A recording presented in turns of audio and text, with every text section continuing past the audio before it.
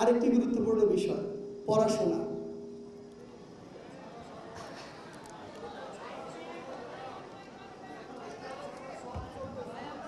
খুব কষ্ট লাগে, তাই না? মানে এই মুহূর্তে একটা বই নিয়ে 1 ঘন্টা বসে থাকার চেয়ে আমার মনে হয় 1 বছরের একটা গণ আন্দোলন করা ভালো, কি বলে? কিন্তু সবচেয়ে বড় কথাটি হচ্ছে আমরা এত বড় একটি অভ্যুত্থান ঘটিয়ে ফেলেছি, এরপর তো আমাদের রাষ্ট্র কাঠামো গঠন করতে হবে। এখন আপনি একটা রাষ্ট্রকে যখন গঠন করতে যাবেন তখন আপনার কি প্রয়োজন? আপনার কোয়ালিটিফুল কিছু মাইন্ড প্রয়োজন, কোয়ালিটিফুল কিছু পিপল প্রয়োজন। এবং এটা কিন্তু দীর্ঘমেয়াদী প্রসেস। আপনি 1 মাসের মধ্যে একটি অভ্যুত্থান ঘটিয়ে ফেলেছেন, কিন্তু এই রাষ্ট্র বিনির্মাণের জন্য হয়তো আপনার 1 যুগ লাগবে। এই 1 যুগে আপনার প্রত্যেকটি সেক্টরে আপনার কোয়ালিটিফুল পিপল লাগবে। সবচেয়ে বড় সমস্যাটি হয়েছে এই বাংলাদেশ সবচেয়ে বেশি বাইরের দেশের মানুষকে টাকা দেয় যে কয়েকটি সেক্টরে, ডলারে পে করে, নিজের যে রিজার্ভ সেটির ক্ষতি করে।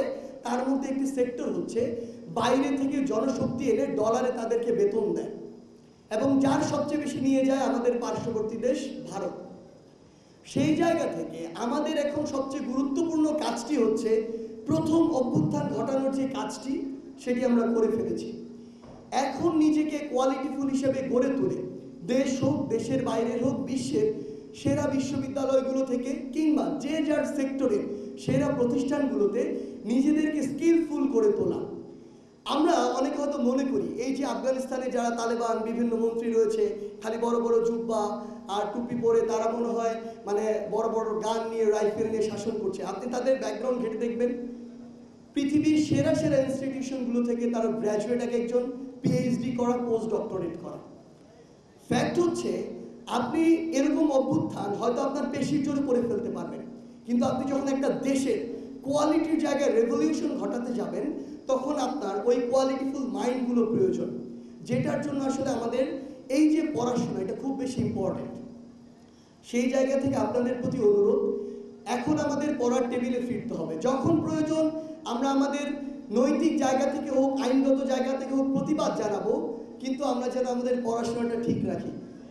আমি জানি আমরা অনেক কিছুই করব, সোশ্যাল মিডিয়া চালাবো, ফোনে কথা বলবো, আড্ডা দিব, গল্প করব, স্পেশাল টাইম কাটাবো, ফাইন। কাউকে ডিমোটিভেট করা যাবে না, কারণ আপনারা তখন আমাদেরকে আবার পরিত্যাগ করতে পারেন। বাট রিয়েলিটি হচ্ছে এই মুহূর্তে আপনার প্রধান কাজ স্টুডেন্ট অবস্থায় পড়াশোনা করা।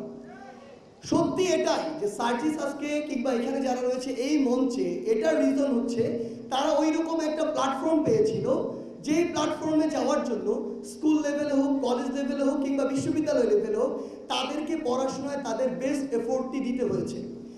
এখানে যারা রয়েছে আসলে আপনি ঘাটলেই একটু দেখবেন তারা তাদের স্কুলের ফার্স্ট বয়, তারা তাদের কলেজে বেস্ট রেজাল্ট করেছে, তারা বিশ্ববিদ্যালয়ের ভর্তি পরীক্ষায় বেস্ট রেজাল্ট করেছে।